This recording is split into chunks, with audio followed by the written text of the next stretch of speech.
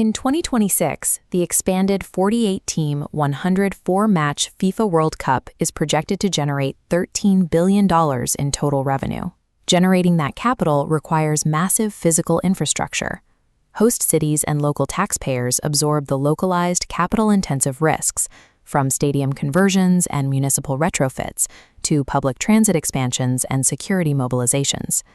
Conversely, the multi-billion-dollar yields from high-margin broadcast rights, global corporate sponsorships, and ticket sales remain strictly privatized and centralized within FIFA.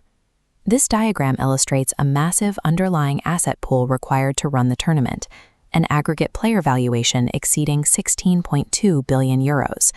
While FIFA centralizes the revenue, the labor pool generating it is owned entirely by external entities, private assets under contract with professional clubs.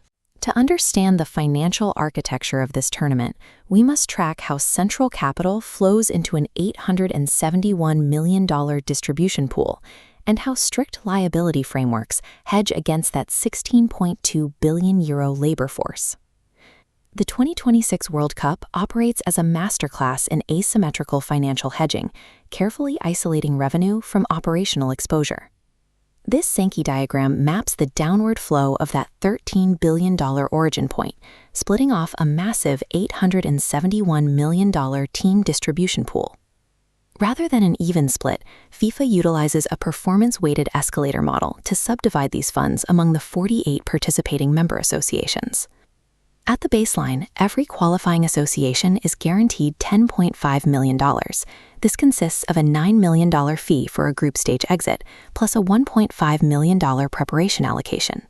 From there, the payout scales heavily through the knockout rounds, culminating in a record $50 million for the world champions. To facilitate the logistics of a tournament spread across North America, associations also receive an additional upfront funding block of $2.5 million to cover transcontinental travel and specific training camp costs. By structuring the payouts this way, FIFA converts international qualification into a crucial sustaining revenue source for national federations worldwide. To measure the downstream impact of this capital, we can examine how it dictates operations for smaller member associations. The Football Federation of Belize provides a clear case study. Their operational budget forecasts 20.8 million Belize dollars in cash inflows. A precise breakdown reveals that 89.2% of this funding is provided directly by FIFA. With nearly 9/10 of its balance sheet supplied by Zurich, a national federation functionally operates as a subsidiary branch of FIFA's central economic engine. This capital is strictly allocated across 6 strategic pillars, including multi-million-dollar outlays to maintain competitions and infrastructure. Exactly 1 million Belize dollars is allocated to grassroots and youth development, directly supporting the newly mandated FIFA Under-15 tournaments. The strategic growth and daily survival of football in developing nations is entirely reliant on the continued compounding performance of the $13 billion World Cup revenue engine. We must now pivot back to the core operational paradox, the reliance on an aggregate player asset pool valued at 16.2 billion euros. This bar chart compares the extreme financial stratification within this pool. England's squad portfolio of 1.62 billion euros sits alongside Jordan's 15.98 million euro squad, illustrating a valuation gap of more than 100 to 1. To secure the release of these highly valuable assets, FIFA compensates professional clubs through a baseline mechanism known as the Club Benefits Program. Drawing from a revised $355 million centralized fund, clubs receive approximately $11,000 per player per day. This daily accrual begins the moment a player is released to their national team and continues until the day after their final match, regardless of how many minutes they actually spend on the pitch.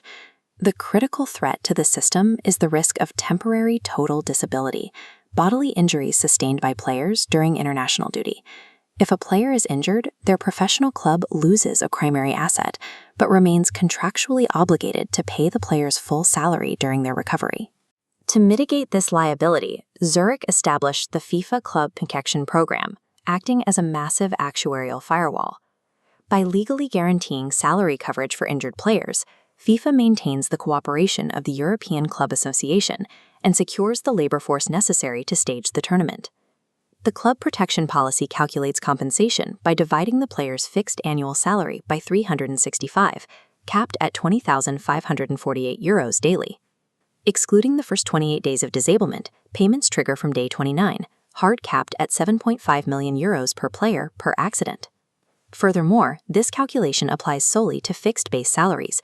It legally excludes all variable amounts, performance bonuses, appearance fees, and one-off payments. These strict parameters mathematically decouple FIFA's liability from the true market valuations of elite players, shifting the excess risk back onto the professional clubs. The final, most crucial metric of FIFA's risk management lies in the absolute ultimate ceiling placed on tournament-wide liability. FIFA's total exposure under the Club Protection Program is strictly capped at €80 million per year. This protects against the €16.2 billion underlying labor pool, limiting exposure to less than 0.5% of the total asset value. Compare this meticulously capped liability against the uncapped public underwriting demanded from host cities, who must absorb unlimited cost overruns for physical infrastructure and security. The financial hegemony of the 2026 cycle is defined by this structure. High-margin revenues are heavily centralized to continuously subsidize global federations, while liability against the elite football clubs is rigidly capped. Ultimately, the architecture of the World Cup socializes massive operational risk onto local taxpayers and external clubs, while successfully privatizing a multi-billion-dollar reward.